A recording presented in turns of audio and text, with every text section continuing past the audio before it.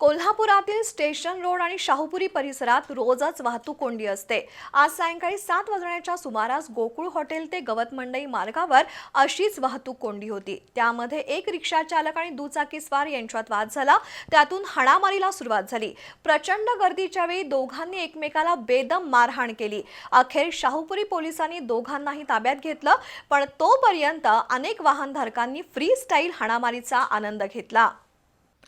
कोल्हापुरातील station road आणि शाहूपुरी गवत मंडई रस्त्यावर रोजच वाहतूक कोंडी असते। आज सायंकाळी 7 वाजण्याच्या सुमारास गोकुळ हॉटेल ते गवत मंडई मार्गावर वाहनांची रांग लागली होती।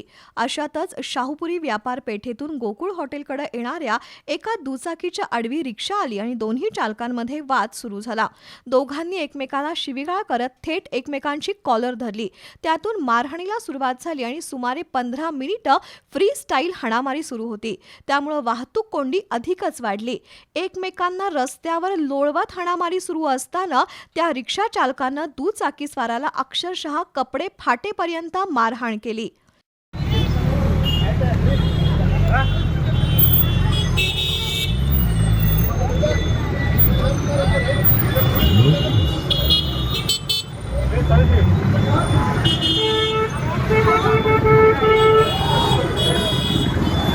दरम्यान जवळच्या शाहूपुरी पोलीस चौकीतील कॉन्स्टेबल मंजर लाटकर आणि गृहरक्षक दलाचा जवान घटनास्थळी आले।